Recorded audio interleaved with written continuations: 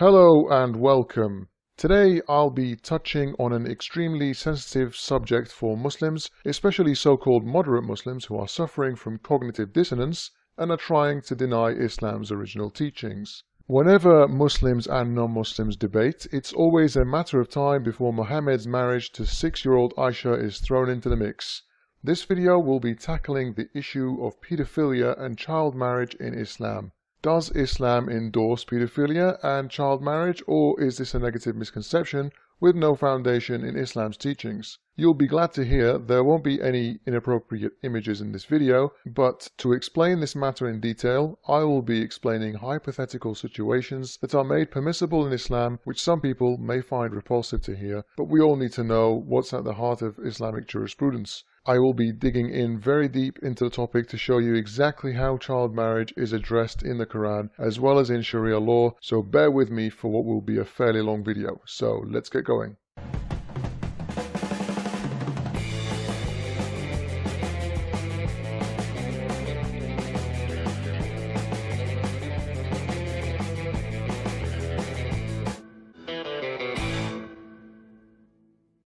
Now, I don't really want to focus on Aisha in this video because I can make my point here very easily without having to divulge in the question of whether she was actually 9 lunar years when she lost her virginity. But I feel this topic would not be complete without a brief mention of her controversial marriage to Muhammad. Excuse me, infidel. Oh no, not you again, Mr. Apologetic, who doesn't seem to listen to evidence and has no rational argument whatsoever. Look, you atheists are all the same, trying to tarnish the image of our beloved Prophet, peace be upon him. Aisha's age was not 9 when she was married. Yeah, I know she wasn't. She was 6 when she was married, according to the authentic Hadiths, and 9 when she lost her virginity. Those numbers are false, because if you look at other Hadiths, alongside a number of assumptions and calculations, you'll see she was significantly older. None of those other Hadiths cite her age. Some of them aren't even considered authentic, and you arrive at an older age by spinning through hoops and making plenty of unwarranted assumptions to reach your conclusion. Out of interest, why do you deny Sahih Hadiths where Aisha herself states her age as 9? Aha, I'm glad you asked. You see, Bukhari and Muslim, who compiled those Hadiths, made the error of using Hadiths with Hisham ibn Urwa in their chain of narrators. And some modern-day clerics say he was old and possibly senile, where he could get confused. So, let me get this straight. You're saying Bukhari, who dedicated his entire life to only recording authentic hadiths, and painstakingly researched all his sources and narrators, made a fundamental error? Yes. So Hisham ibn Urwa is not credible enough for you, even though these hadiths are authentic? Correct. Okay.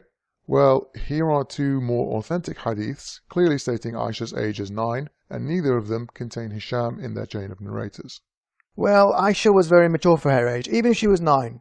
Not according to this hadith, which clearly says she was playing with dolls, and the official commentary to Bukhari explains she was allowed to play with her dolls whilst she was in Muhammad's house as a bride because she was yet to reach puberty, given that dolls were forbidden at the time for adults as they resembled idols.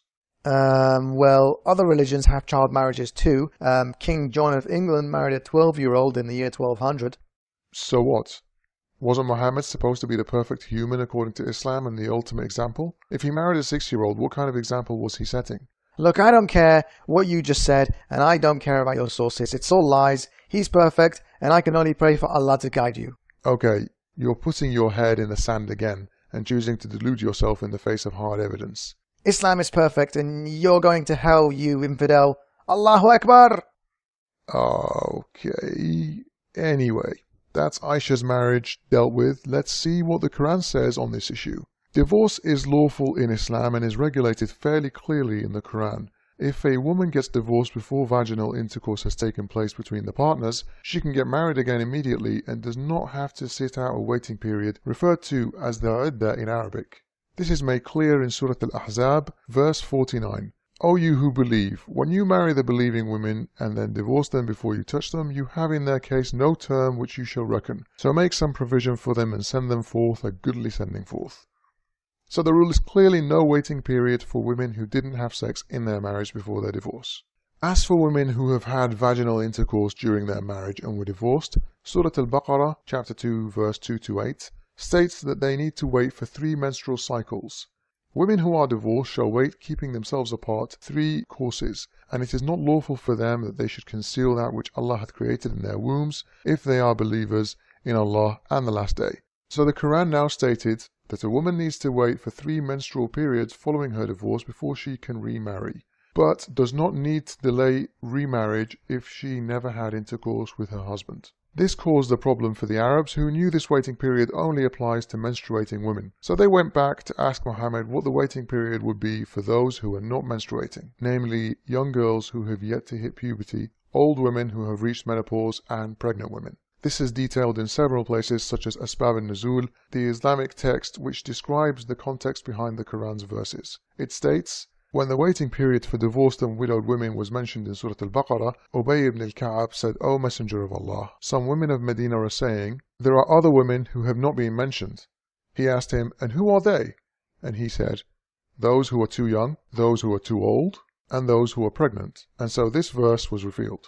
Such of your women as have passed the age of monthly courses, for them the prescribed period, if ye have any doubts, is 3 months, and for those who have no courses, it is the same. One of the most respected Islamic commentaries is crystal clear on what this verse means. The Jalalayn exegesis describes these girls who have yet to start menstruating clearly, and also for those who have not yet menstruated because of their young age, their period shall also be 3 months. Tanwir al-Miqbas says the following, and for such of your women as despair of menstruation because of old age, if ye doubt about their waiting period, their period of waiting shall be 3 months. Upon which another man asked, O Messenger of Allah, what about the waiting period of those who do not have menstruation because they are too young, along with those who have it not because of young age? Their waiting period is 3 months. So we can clearly say the question that was asked to Muhammad at the time was, what about those who are too young to have menstrual cycles? The other 2 major exegeses in mainstream Islam are Ibn Kathir and al-Tabari, who are both very clear that this is referring to girls at a young age, and not to girls who have reached their late teens without menstruating. Al-Tabari says this is in reference to young girls who have been divorced by their husbands after intercourse. With Ibn Kathir, he quotes a companion of Muhammad asking him about the waiting periods for young girls, old women, and pregnant women, and Muhammad revealed this verse in response. Some Muslims try to claim that those who have yet to menstruate is referring to women whose periods are delayed due to medical reasons, but as we've just seen, all the main Muslim commentaries on the verse and the literal reading of the verse are in agreement that this means young girls who have not yet reached puberty. The verse here clearly shows that there is no minimum age for marriage in Islam, and girls who haven't reached puberty can be married. Some apologists have recently tried to ignore this verse altogether and quote another verse to claim the Quran forbids the marriage of children. They use this verse in Surah An-Nisa, verse 6, to make their point, and test the orphans until they attain puberty. Then if you find them in maturity of intellect, make over to them their property. The word used here for puberty can also be translated as marriageable age, but the verse is clearly talking about the ideal time when a guardian can hand over the property and money of an orphan back. It is not referencing marriage itself, only how to deal with orphans regarding their property. Apologists' use of this verse is dishonest, especially when we look at the major commentaries on this verse. We see the major ones all speak about this verse in its proper context, which is handling the property of an orphan, and they also say the verse is referring to the orphan boys specifically who have hit puberty. Ibn Kathir says, according to the opinion of scholars, test the orphan boys when they have a wet dream and reach puberty. Tabari says, test the orphan in his opinion and mindset. Once his guardian knows he is mature, his property is handed over to him. Both commentaries are clear in showing that the verse is unrelated to marriage and not setting a minimum age for marriage at all. Let's now take an honest assessment of what Islamic laws, often known as Sharia law or Islamic jurisprudence, actually say in regards to child marriage. I need to explain 2 points so the rest of this video makes sense. The first point is that Islamic law in this day and age is determined primarily by 5 major schools of thought, which are responsible for the jurisprudence of the vast majority of today's Muslims. 4 of these are Sunni. They are Hanafi, Hanbali, Shafi'i, Maliki, and the Shia one is Ja'fari. Keep this in mind because we'll be assessing the position of these schools of thought. Nearly all Muslims today belong to one of these schools of thought. The second thing I need to mention before explaining in detail the position of Sharia on child marriage is a well-known Islamic concept with regards to jurisprudence. Everything is halal unless explicitly forbidden. In Arabic, this is referred to as the well-known law of jurisprudence, al-aslu fil ashya al-ibaha. This means everything is allowed in Islam unless there is a Quranic verse or authentic hadith clearly banning it. This is mentioned in the Commentary for Mainstream Islam's second holiest text, volume 17 of Fath al-Bukhari, page 28 states, "Matters are lawful by default only when the Sharia explicitly states that it is not lawful." If any Muslim apologist wants to claim that marrying a girl who has yet to reach puberty is forbidden, you need to provide evidence. And frankly, you'd be contradicting the Quran's message in chapter 65 verse 4, which I quoted earlier, along with the position of the major Islamic scholars on it. But the important thing to know here is that you need to provide evidence when saying anything is forbidden. This is a fundamental rule of Sharia law. Let's now take a look at whether there is a minimum age for marriage in Sharia. Let's pick up Fath al-Bari, an exegesis of Sahih Bukhari, volume 11, page 25. It says, "Muslim schools of jurisprudence unanimously allow the marriage of young girls, even if they were still babies in the cradle, but intercourse cannot occur until the girl can withstand penetration." That was just a quote I read. This clearly tells us that a Muslim man can marry a baby girl within Sharia law, but cannot have vaginal intercourse with her unless she can withstand it. This rule is universal for the four Sunni schools of thought. The Shia Ja'fari school of thought also has no minimum age for marriage, but sets the age at which sexual intercourse can occur at a minimum of 9 lunar years. It must be noted here that barring intercourse, all types of sexual pleasure can take place with any girl, even babies. Iran's Ayatollah Khomeini spells this out very clearly in his book Tahrir al-Wasila, volume 2, page 216. That a man can carry out all the sexual pleasures he desires on his bride, even if she was a baby. He is entitled to thigh her, that is, placing the penis between the thighs of the baby, heavily kiss the child, grope her body with sexual lust, and so on. They cannot, however, have sex with her until she is 9, according to Shia Islam. But with Sunni Islam there is no minimum age for sex, so long as the child can withstand intercourse. Next we move on to when the time comes for a girl to withstand intercourse is determined. Let's turn to the commentary for Sahih Muslim called Sharh Muslim volume 3, page 577. We see here that all the Sunni schools of thought agree that if the girl's father and the husband both agree that the girl is ready for intercourse, the man can have intercourse with her regardless of age. Just think about that for a second. We're now talking about consent as well, and the girl has no consent here whatsoever. The matter is firmly between the father and her husband. The girl has no option. In fact, she could even be too young to speak, as there is no minimum age limit for marriage. The only time a girl can give her opinion is if she is married after she has already hit puberty. If there is disagreement between the girl's father and the husband over whether a girl is able to withstand intercourse, according to the Hanbali sect, the girl waits until she is 9 years old, before being forced to join her husband regardless of what she or her father think. This is purely rape. As I explained already, there is no minimum age for intercourse with a small girl in Sunni Islam. Scholars, however, have said in Radd al-Muhtar, volume 5, page 283 the following: "Intercourse is not limited to any age. For example, a fat young girl can withstand penetration at a very young age." So to sum up, the 5 major schools of Sharia in Islam are unanimous over the fact that there is no minimum age for marriage whatsoever, and a girl can be married off the day she is born. The Sunni schools of thought say there is no minimum age for sex, but there has to be a consensual agreement between the husband and father of the young girl to determine when she is ready for sex. While the Shias say 9 lunar years is the minimum age a girl has to reach before her husband can have sex with her. 9 lunar years equates to just under 8 regular years and 9 months. All types of sexual pleasure, including thighing, hand jobs, French kissing, are allowed with girls as young as babies. All the references backing up the content of the video are in the description box as usual, but in case deluded Muslims want to tell me that I'm making this up, here are a few Muslim clerics clarifying the issue too.